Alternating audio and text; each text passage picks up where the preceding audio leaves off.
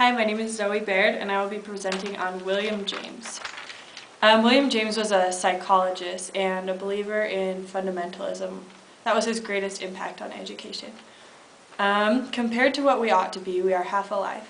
That's one of William James' most famous quotes, and he really lived up to that in his life. He was always learning new things and teaching new things, and he really had a passion for life.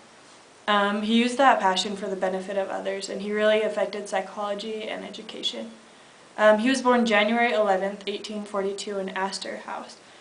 His father was Henry James Sr., and he was a famous theologian. When William James was young, he suffered from a lot of physical ailments, as did his siblings. He had a lot of depression and a lot of suicide issues that he had to deal with when he was younger. Both of his siblings, Henry and Alice James, that suffered with him, both also went on to publish their works. William also said, "If you care for a result enough, you will most certainly attain it." When William James was younger, he really wanted to study art, so he studied in Rhode Island, and in 1861 he decided that wasn't what he wanted to do anymore. So he quit art and he went to Harvard to study medicine. He took kind of a brief little trip to the Amazon with Louis Agassiz to just study science, and he contracted smallpox and he got really seasick, so he ended up leaving that and going back to Harvard. He got his MD in medicine, but he never actually practiced medicine because he decided again to change his path, and he went to psychology.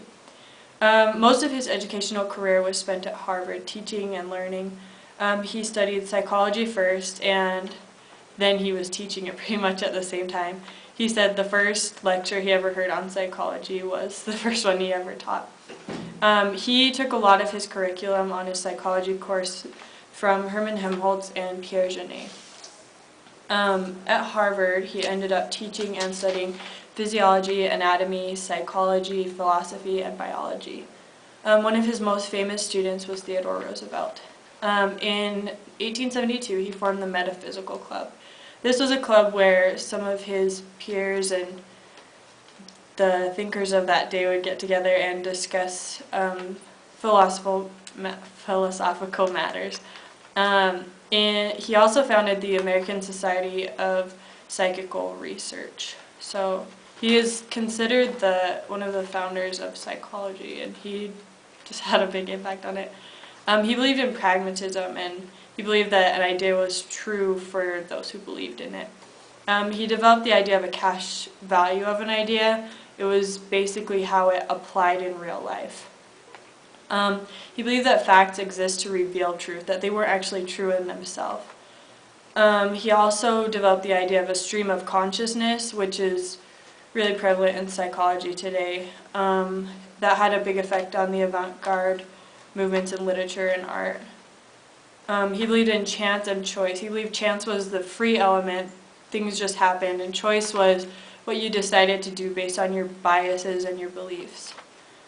He kind of experimented with drugs a little bit in order to understand really deep philosophies and everything. He used nitrous oxide and peyote, and anyways, he has this theory of the bear, they call it. He believed that our emotions were a result of what was happening inside of us, not the other way around. So he believed that if we were sweating, that would cause our emotion. It wouldn't be our nervousness that would cause the sweating. So he believed that if we saw a bear, we would run and then fear it. He also came up with the correspondency theory of truth and the coherency theory of truth. William James wrote voluminously. He wrote so many books in his life, and they put together a bibliography of all of his works, and it was about 50 pages long. It was crazy. He had a great impact on philosophy as well.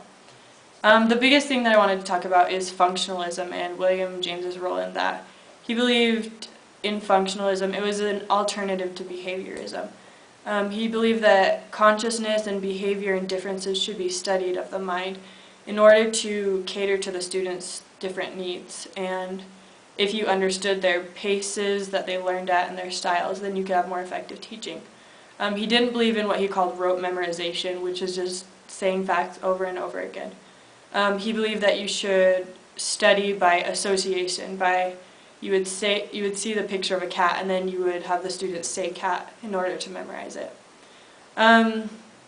All in all, William James just had a big effect on psychology and on education, and if he hadn't been alive, then our learning style today in the classroom would be very different.